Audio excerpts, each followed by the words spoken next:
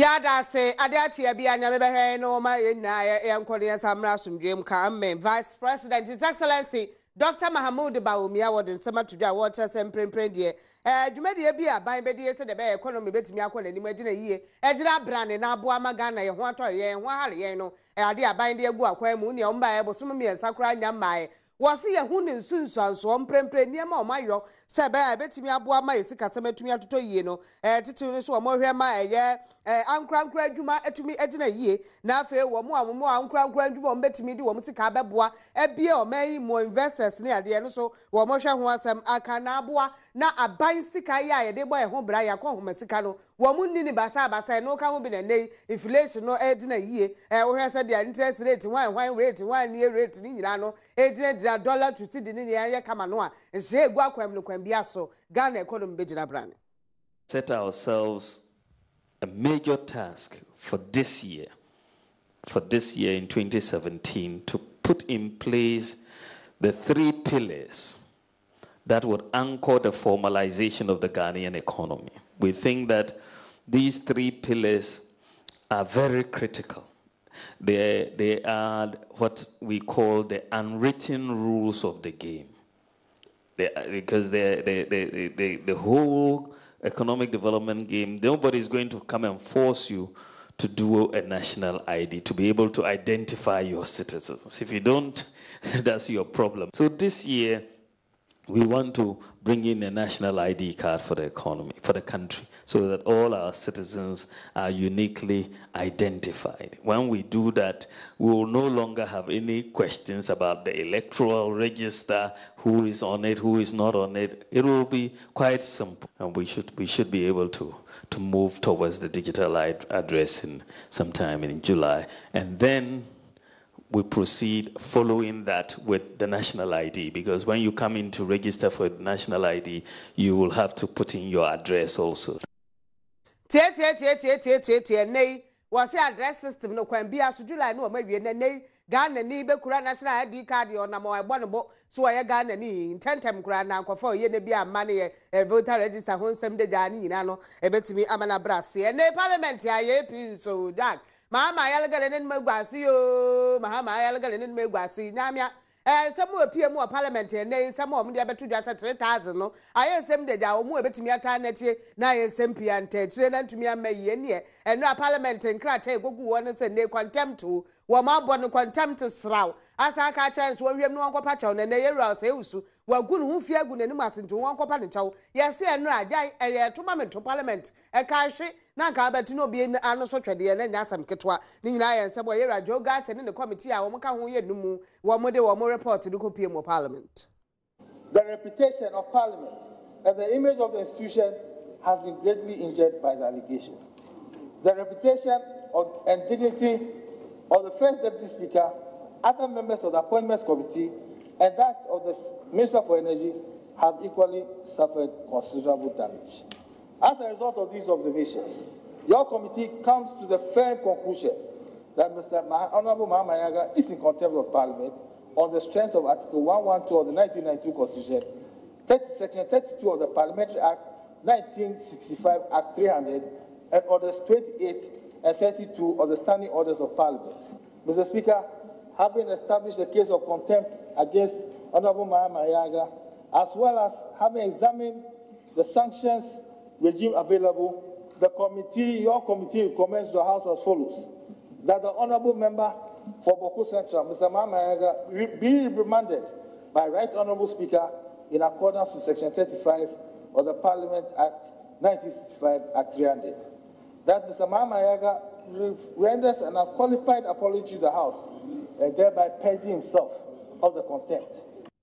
Oh, I don't know. Say no. To say yes, I didn't shut down quite a square. See, I'm point and then some kitwen. Say, near speaker international. Say, nay, what didn't go see autumn. Na ye na was swafoya or hair a year nearly. I go quacha as one honorable who free ye. I could turn the dear to dress by imprint the audience and this war. And see a bed a year near near the beer. Now yet to me, Emma, a Juma asked me about my Ghana, His Excellency. None of the Danko Kufa could you to a garden for any. say the state of nation address nsem ni bia na ewo mu no say na ewo hu sa agro no ebeboa ye papa nti wode na ni besi wo na ye e na osoafo na kyerem say saa nti ye bedua ne yedibi na ye wi ame adwuma etumi ayo wo be ye ma agriculture na ye very attractive ama obi bia da na etumi aboa ma na adran kwakufo ado ni sirade hunu so obema adwuma aba Ghana no ebi etumi aba. Planting for food and jobs say idea aban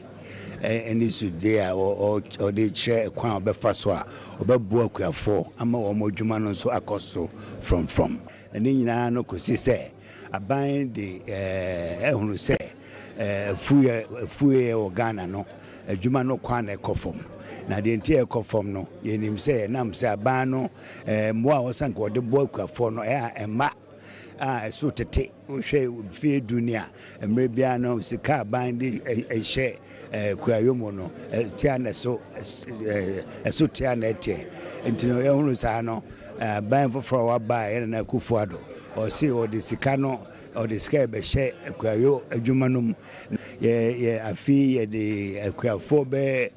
opepe ahanu na ye hyase o districts ni nyina wo Ghana ha sei. Sampa enkabom hene ya wo kokofu traditional ya na akwadwo eye atefa ne dia tudwa se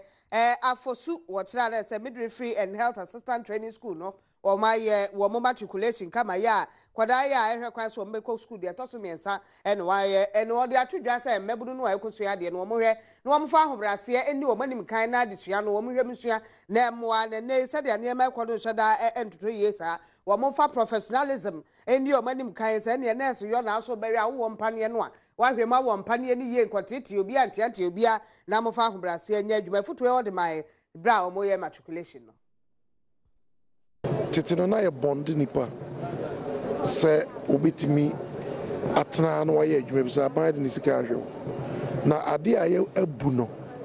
ye bond nipa ho bi nurse no school no abu se say on a bia drew baby no na a political angle obia MP bia wano kakra bia na wa ban mu no opese onso ye nursing on krum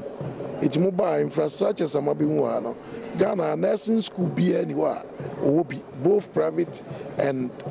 government and so ye bebre pans na nipa ba no eti ade be stra ban ne say allowance no se ontimi mfa ma obia de a also twem if you say enye fair say ye nyina ye twere one licensure nurse midwife council for and hwe nyina nana achira na adwere ya wo kire se be ya anka ene obi anya bi de ene mu anka mbenya bi anya muka na mo obi aso ene Sarelak for me kire nestle for the Sarelak product fufra ba mountain so Sarelak Iron Plus product ya wo de ba ye no woto sa de frɛ eye oswafo ya ohwe ma gender so ma me otiko office jaba ho no de kwoto dwa se hwe awofo hwe aduane ya de ma ye mei na boa papa papa isa so hwe aduane pa ama akola no onyini meye panyin pa wontumi nya adesua papa bi fa ma ne ho no wonkwada ni aduane wo hwe hu hia ne balance diet ya wo maka ho asem no ma pom den mapa ma nipa no tumi ehunu ade esua de wo kwampa so mpanimfo ekura no ye hia se ye behwe aduane ya ye die na tumi aboa me apom den tumi esipiesipa etita. And total well-being of children at the early age is an important issue that we cannot ignore. At this age, children need all the necessary attention acquired to enable them to grow, to be healthy and strong.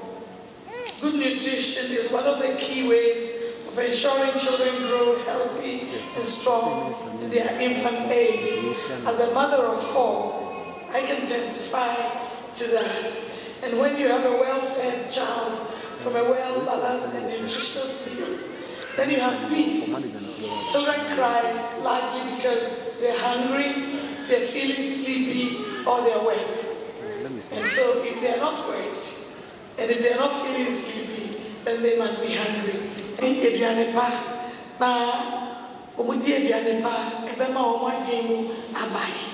Na ye na ye hu se akola no ne beda ni betutru no abeboaka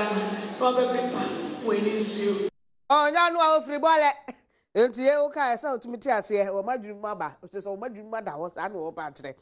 wo hene a wo du nkwa no fe na wo be nuako ye otoso me ensa toto sra ban semprempre pa de yentna se na dunkwa no ofen bridge ba ko pe da ho de om kokuma se e de om sen e de om ko takorade ne ade no bridge ne mebu nwo mo so na bridge fie de osiani ye kura de Ghana ohwe a bridge bra om yo ye na se bridge kura nyi se ye Ghana ya fie de osiani a bridge no kwasi broni be ye to ho ma wo mo maintenance yo dan yo no ya bridge de aye hojo le samso keke ye betimi e de oye ne e de abana na se afi apema hankro ne aduonu enso no mo ye sa bridge ne eye kotobeku ma bridge ha dwene revolving bridge no waka ho aseminti wo no wo tire se be ya ye mehwe na ye nya ho adwuma na kuma se ne nkrankwa ye ho na omu di omu dwanti ye bridge ne bebu aguma na wo mkoya na se ombae ye bridge ye offing bridge dunkwa offing bridge na eko kumasi ana se pese ko obuasi ana konkraya ebi aye fani no ni ye kwan yitembo kwan na bridge no se kuku stand na a starting company na ye that musabul home maintenance bi no mo akoso musabul eno na yesre se abai ba ko ni ye de to anim so mo de se on bebo na said you can na kure bra na Badwam vice president at that time no omo ba campaign no by get the true name say na me di o adom this one so enya abai mo na se kwa omo mo den say e be ka yen densha ya ka ya kwan no ne ka ye bridge no so ye bridge no so here uti se no bisa sabre ka ne ye kai montani ene nkofo nse sabre de enya dia ehu sa fe no wa sha se wo hihye agane mpanimfo dumanzo ko ya aboafo ne ma ya untimi nka se wo fitin ya na wo ye ti enim sa aboafo ne ba ne enim sa aboafo ye be nso ne ye bona man ye nso ne akai no se aboafo ne ba omomodin se ye bridge no omo be hwe so asem tina eno ne ye dia so ne ye dia kwa akoguo na yatwa ye nsem no so no nkro ne aso so ene special bedroom ne de bra the final and finality of this bedroom wa ye yi and abehu na ne ye dwada bedroom ne besesa eni ne be yesoronko ya wa wunti ene yesesem wo eni ti ene yentna ye no be chanie ma hodo e bekoso nyina adwada enne kopim sa no nkro be bodak chale we have good stuff for you ne yentna daughter kabrofo nti me brofo aba me kwa aba